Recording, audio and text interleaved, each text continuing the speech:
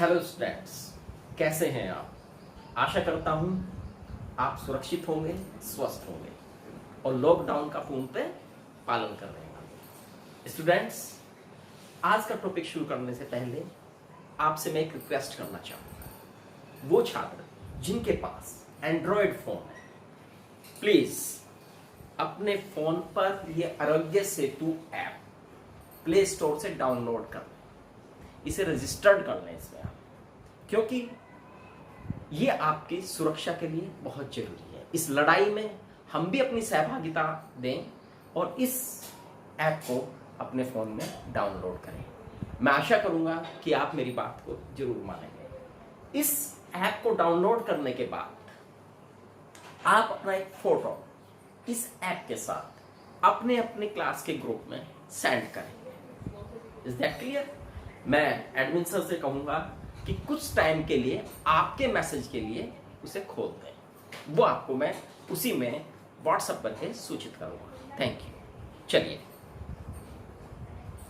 अब शुरू करते हैं आज का टॉपिक। अब तक हम केमिकल रिएक्शंस के बारे में जो बातें पढ़ चुके हैं, केमिकल रिएक्शन, केमिकल इक्वेशन, रासायनिक अभिक्रियाएं, रासायनिक समीकरण, उनके प्रकारों में योगात्मक अभिक्रिया, प्रतिस्थापन अभिक्रिया, वियोजन अभिक्रिया, अपघटन अभिक्रिया। अब हम इससे आगे बढ़ेंगे। आज हम पढ़ेंगे द्विविस्थापन अभिक्रियाएं। इन्हें स्टूडेंट्स उभय अपघटन अभिक्रियाएं भी कहते हैं। क्यों है ये द्विविस्थापन? द्वि मीन्स दो, ड्वेल। आपने प्रतिस्थापन अभिक्रिया में पढ़ा था कि अधिक क्रियाशील अपने से कम क्रियाशील को हटा देता है। यदि मैं इसकी परिभाषा में जाऊं तो परिभाषा से क्लियर होगा कि इस इक्वेशंस में, इन रिएक्शंस में, इन अभिक्रियाओं में क्या होता है। जब किसी अभिक्रिया में यौगिक के आयनों की परस्पर अदला बदली हो जाती है, एक दूसरे से म्यूचुअल चेंज हो जाता है, तो इस प्रकार की अभिक्रियाओं को हम प्रतिस्थापन अभिक्रियाएं कहते हैं। एक उदाहरण के द्वारा समझते हैं। सिल्वर नाइट्रेट AgNO3 प्लस नमक NaCl, नमक। इनकी जब आपस में रिएक्शन होती है, हम देख रहे हैं यहां पर ये Ag और यहां पर ये N, इनकी परस्पर अदला बदली हो जाएगी, यानी Ag के स्थान पर Na आ जाएगा और Na के स्थान पर Ac, और बनेंगे क्या? ये Ag Na के स्थान पर आया तो AgCl प्लस NaNO3। अगर मैं इनके नाम दूं, ये सिल्वर नाइट्रेट, ये सोडियम क्लोराइड। रिएक्शन हुई, रिएक्शन में आयनों की परस्पर अदला बदली हुई और यहां पर बना AgCl, सिल्वर क्लोराइड, और NaNO3। ये सिल्वर क्लोराइड एक अवक्षेप के रूप में प्राप्त होता है। अवक्षेप यानी ऐसा पदार्थ बनेगा जो पानी में नहीं घुलेगा, ऐसा सॉलिड होगा जो पानी में नहीं घुलेगा, उन्हें अवक्षेप कहते हैं। चूंकि इसमें आयनों की परस्पर अदला बदली हुई तो ये द्विविस्थापन या उभय अपघटन अभिक्रिया की श्रेणी में आती है। इसी के साथ साथ एक और एडिशनल है, ये एक अवक्षेपन अभिक्रिया भी है, क्योंकि इसमें अवक्षेप बना। इज दैट क्लियर कि क्या होती है उभय अपघटन या द्विविस्थापन अभिक्रिया? जिसमें अभिकारकों के आयनों की परस्पर अदला बदली होती है। दैट्स स्टूडेंट्स, इसके साथ साथ जब हम और भी एग्जाम्पल ले सकते हैं आप इसमें, ऐसा नहीं कि केवल एक एग्जाम्पल है। Na2SO4 plus BaCl2, Na2SO4 plus BaCl, तो क्या बनना चाहिए इसमें? किन किन की अदला बदली होगी?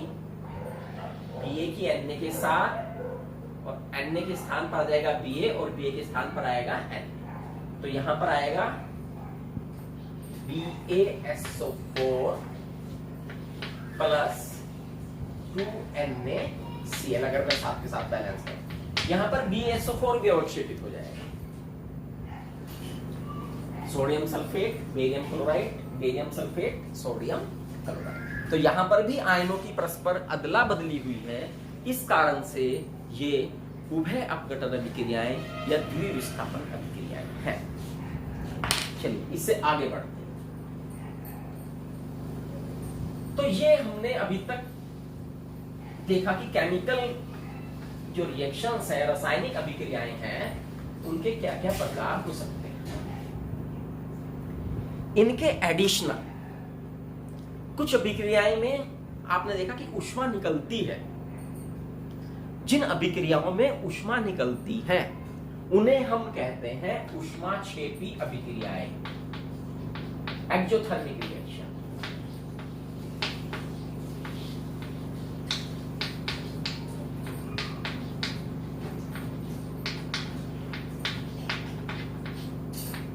अभी इससे पहले मैंने आपको एक एग्जाम्पल बताया था जब शुरुआत की थी कि जब चूने को पानी में घोलते हैं तो कैल्शियम हाइड्रोक्साइड प्राप्त होता है प्लस ऊष्मा निकलती है। तो प्रत्यक्ष रूप से आपको ऊष्मा, तो उसमें ऊष्मा निकली है, तो कैसी अभिक्रिया हुई वो?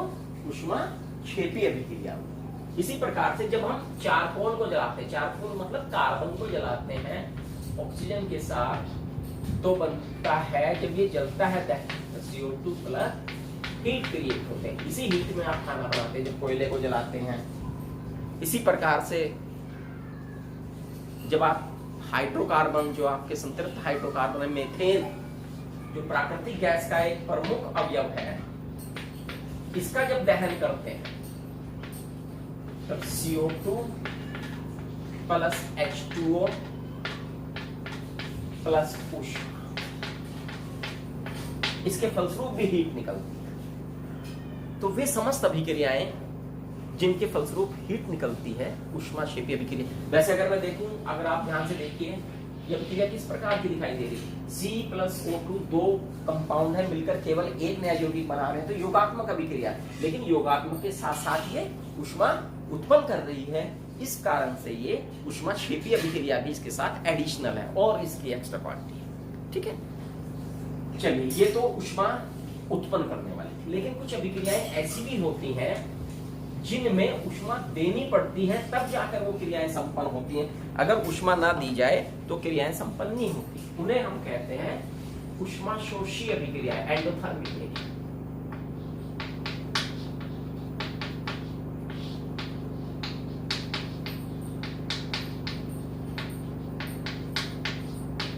जैसे देखें H2 प्लस Cl2, हीट देंगे, हीट का चिन्ह ये भी लगा दिया, ये त्रिभुज का चिन्ह जो है ये लगा देते हैं, इसका अर्थ भी क्या है? हीट। 2s हम इसे ऊष्मा दे रहे हैं हाइड्रोजन और क्लोरीन के मिश्रण में। जब हम ऊष्मा देते हैं तो वो हाइड्रोजन क्लोराइड बना लेता है। तो चूंकि इसमें हमने ऊष्मा दी है, इस कारण से ये ऊष्मा शोषी अभिक्रियाएं हैं। N2 प्लस O2, एक और नाइट्रोजन प्लस ऑक्सीजन, यहां पर भी आप ऊष्मा, ये तीर का चिन्ह या ऊष्मा, दोनों में से कुछ भी आप लिखिए, 2N, नाइट्रिक ऑक्साइड बनता है। तो इसमें भी ऊष्मा दी जाती है, तो ये ऊष्मा शोषी अभिक्रियाएं हैं। एक थोड़ा सा संदर्भ मैं बता दूं, मैंने आपको बताया था क्यों कुछ अभिक्रियाओं में ऊष्मा उत्पन्न होती है, कुछ में ऊष्मा शोषित होती है, कुछ में ना उत्पन्न होती है ना शोषित होती है। ऐसा क्यों होता है? इसका एक सीधा सा है स्टूडेंट्स, मैंने आपको बताया था जब भी कोई रासायनिक अभिक्रिया होती है तो पुराने बंध टूटते हैं और नए बंध बनते हैं। अभिकारकों के बंध टूटने से, बंध को टूटने के लिए ऊर्जा चाहिए, और जब नए बंध बनते हैं तो वो ऊर्जा निकालते हैं।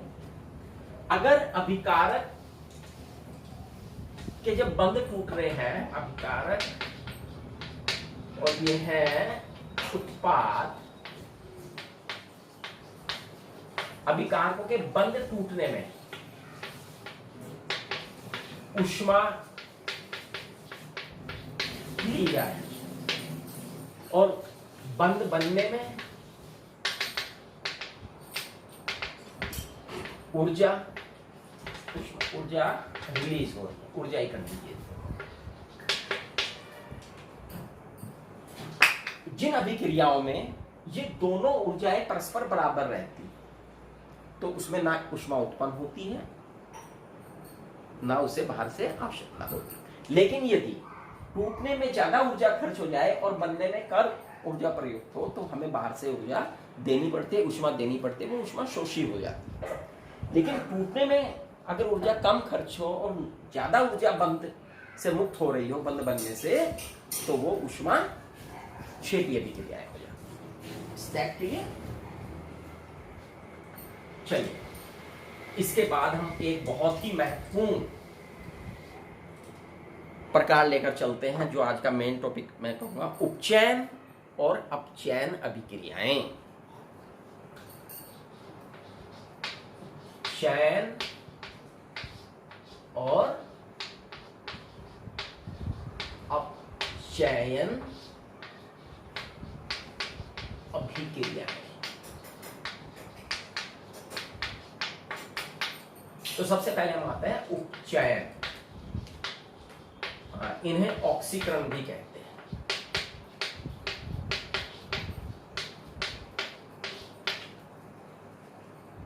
तांबे की छीलन, तांबा संकेत जानते हैं आप, Cu। तांबे की छीलन को यदि हम गर्म करें तो what will happen, Cu plus O equal to Cu। और अगर पूरा करते हैं हम 2Cu, तांबे का सूत्र Cu, ऑक्सीजन के साथ गर्म करते हैं तो CuO की काली परत तांबे की छीलन के ऊपर आ जाती है, कॉपर ऑक्साइड बन जाता है अगर हम उन्हें गर्म करते हैं। तो हम देखें इस अभिक्रिया में क्या हो। इस अभिक्रिया में ऑक्सीजन जुड़ी है कॉपर के साथ। तो स्टूडेंट्स, ऑक्सीकरण, उपचयन का मतलब है ऑक्सीजन का जुड़ना। अगर ऑक्सीजन जुड़ती है तो वो उपचयन अभिक्रिया है। और यदि यहीं से हम इसके ऊपर हाइड्रोजन गैस प्रवाहित कर दें तो Cu प्लस H2O। अब इस Cu में से ऑक्सीजन निकल गई। ऑक्सीजन का जुड़ना जहां उपचयन है यानी ऑक्सीकरण है, वहीं ऑक्सीजन का निकलना इसका उल्टा यानी कि अपचयन हो जाएगा। क्लियर? इस इक्वेशन को देख के पता लग रहा है आपको, यहां पर ऑक्सीजन जुड़ी है तो उपचयन, यहां पर ऑक्सीजन निकली है कॉपर ऑक्साइड से तो यहां पर अपचयन। इसे थोड़ा सा और अब मैं विस्तार से लेके चलता हूं आपको। एक तरफ मैं उपचयन और एक तरफ अपचयन को रखता हूं।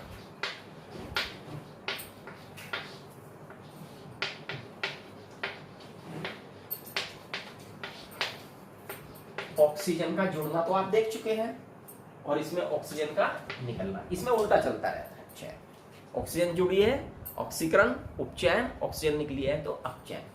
हाइड्रोजन का निकलना उपचयन कहलाएगा और हाइड्रोजन का जुड़ना, तो हमने आपको बताया ऑक्सीजन का जुड़ना ऑक्सीकरण, ऑक्सीजन का निकलना अपचयन, हाइड्रोजन निकलना और हाइड्रोजन का जुड़ना। ऑक्सीजन एक विद्युत ऋणी है। जब हम ऑक्सीजन का जुड़ना रखते हैं तो उसके साथ साथ विद्युत ऋणी का जुड़ना भी उपचयन ही है। या विद्युत ऋणी का निकलना अपचयन हो गया। हाइड्रोजन एक विद्युत धनी है तो विद्युत धनी का निकलना उपचयन और विद्युत धनी का जुड़ना अपचयन। यानी कहने का अभिप्राय ये है, उपचयन में ऑक्सीजन जुड़ेगी, हाइड्रोजन निकलेगी, विद्युत धनी जुड़े, विद्युत ऋणी जुड़ेगा, विद्युत धनी निकलेगा। इस तरह उल्टा हम अपचयन में कर लेंगे। एग्जाम्पल से समझते हैं। देखिए, ये जो बातें मैंने बताई हैं इन्हें कुछ एग्जाम्पल देखिए। ऑक्सीजन का जुड़ना पहले हम देखते हैं। मैग्नीशियम के साथ जब ऑक्सीजन की क्रिया होती है तो बनता है मैग्नीशियम ऑक्साइड। यहां पर चूंकि मैग्नीशियम के साथ ऑक्सीजन संयुक्त हुई है, इसका मतलब यह हुआ कि मैग्नीशियम का उपचयन हो गया है। क्लियर? दूसरा हमने बताया था हाइड्रोजन का निकलना। Zn plus H2SO4, ZnSO4 plus H। यहां से हाइड्रोजन निकल गई तो H2SO4 का उपचयन हो गया। तीसरे में हम बता रहे हैं विद्युत ऋणी का जुड़ना। तो एक एग्जाम्पल देखें 2FeCl2 plus 2Cl2 equal to 2FeCl3। यहां पर क्लोरीन जुड़ गया है FeCl2, विद्युत ऋणी जुड़ गया है, तो यहां पर भी 2FeCl ये FeCl2 का क्या हो गया है, उपचयन हो गया है, ऑक्सीकरण हो गया है। अब इधर देखते हैं दूसरी तरफ।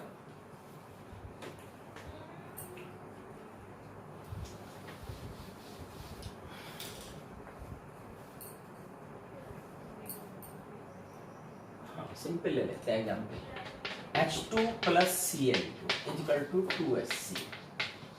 यहाँ क्लोरीन के साथ हाइड्रोजन जुड़ी है तो क्लोरीन का क्या हो गया, यहाँ पर अपचयन हो गया, क्योंकि हाइड्रोजन का जुड़ना हम क्या बोल रहे हैं, अपचयन हो गया। N2 plus 3H2 N2 plus 3H2 2NH3। यहाँ पर हाइड्रोजन जुड़ी है नाइट्रोजन के साथ तो नाइट्रोजन का क्या हो गया, अपचयन हो गया, हाइड्रोजन का जुड़ना। PbO plus C, PbO plus C, Pb plus CO। PbO से कौन निकल गया, ऑक्सीजन, और ऑक्सीजन का निकलना अपचयन। तो हम देखते हैं ये अपचयन के बारे में। हम इन्हें अपचयन उपचयन अलग अलग तो कह रहे हैं, पर वास्तव में कोई भी अभिक्रिया अलग अभिक्रिया नहीं, उसमें ऑक्सीकरण और अपचयन दोनों साथ साथ होते हैं। अगर एक पदार्थ से निकल रहा, एक का अपचयन हो रहा है तो दूसरे का उपचयन होता है। इस कारण से इन अभिक्रियाओं को रिडॉक्स अभिक्रिया भी कहा गया है। क्या कहा गया है इन्हें, रिडॉक्स क्रियाएं, उपचय अपचय अभिक्रियाएं। ठीक, अब एक चीज और हमें इसमें ध्यान में रखनी है, वो पदार्थ जिसके कारण किसी पदार्थ का उपचयन हो, जैसे यहां पर मैग्नीशियम का उपचयन हो रहा है ऑक्सीजन के कारण, तो ऐसे पदार्थों को उपचायक कहते हैं। क्या बोलते हैं, उपचायक। और वे पदार्थ जिनके कारण किसी पदार्थ का अपचयन हो रहा है उसे हम क्या कहते हैं, अपचायक। तो उपचायक और अपचायक ये भी दोनों रिएक्शन में साथ रहते हैं। एक एग्जांपल लेकर हम जरा इसे और बढ़िया सारी बातों को समझेंगे। SnCl2 plus 2HgCl2 equal to SnCl4 plus Hg।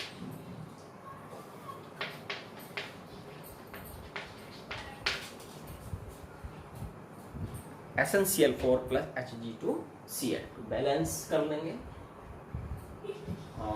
संतुलित है। चलिए यहां पर देखें SnCl2 और यहां पर देखें SnCl4। यहां पर क्लोरीन के दो परमाणु जुड़े हैं, क्लोरीन के दो परमाणु एक्स्ट्रा और जुड़ गए, यानी क्लोरीन है विद्युत ऋणी। तो विद्युत ऋणी चूंकि यहाँ पे 2 से 4 हो गए हैं तो विद्युत ऋणी का जुड़ना उपचयन, यानी इसका उपचयन हुआ। और किस कारण से हुआ है, इसके कारण से हुआ, तो ये क्या हो गया, उपचायक हो गया। इसका उपचयन हुआ है और ये एक उपचायक है। यहां पर Hg के साथ क्लोरीन के 2, यहां पर एक Hg के साथ 2 है ना, तो 2 से 2 एक के साथ एक है, यहां पर एक के साथ 2 है। तो यहां पर चूंकि क्लोरीन घट रही है, विद्युत ऋणी घट रहा है, विद्युत ऋणी का घटना अपचयन, यहां पर अपचयन हुआ है। और ये अपचयन किसके कारण हुआ है, SnCl2 के कारण हुआ है। तो ये SnCl2 अपचयन। तो इस प्रकार से अपचयन उपचयन दोनों अभिक्रियाएं साथ साथ होती हैं और दोनों एक दूसरे से जुड़ी होती हैं। उपचायक जो होते हैं, उपचयन अभिक्रियाएं जो हैं, इनका हमारे दैनिक जीवन में भी उपयोग है। जो आप देखते हैं संक्षारण होता है, जंग लगता है, लोहे के ऊपर जंग लग जाता है, तो लोहे के ऊपर जब नमी के साथ क्रिया करता है लोहा, तो आयरन ऑक्साइड की एक परत बन जाती है, वो ब्राउन हो जाता है, तो संक्षारण है ये भी एक उपचयन अभिक्रिया है। उसी प्रकार से कॉपर के ऊपर एक नीली परत आती है या चांदी के ऊपर एक काली, तो संक्षारण होता है। और संक्षारण के कारण हमारा देश का बहुत सा लोहा बेकार हो जाता है, जिस पर हमें बहुत सा धन खर्च करना पड़ता है। एक और आपने देखा होगा, जो बच्चों के चिप्स कुरकुरे वगैरह के पैकेट आते हैं, उनके अंदर वायु भरी रहती है। ऐसा क्यों करते हैं, ऐसा इसलिए करते हैं बच्चों, ये तली हुई चीजें होती हैं, तेल से बनी हुई चीजें होती हैं। और जो तेल से बनी हुई चीजें होती हैं जब ऑक्सीजन के संपर्क में आती हैं तो ऑक्सीडाइज होकर इनमें विकृत गंध का उत्पन्न हो जाती है, इनके अंदर विशेष प्रकार की गंध उत्पन्न हो जाती है, ये विकृत होने लगते हैं।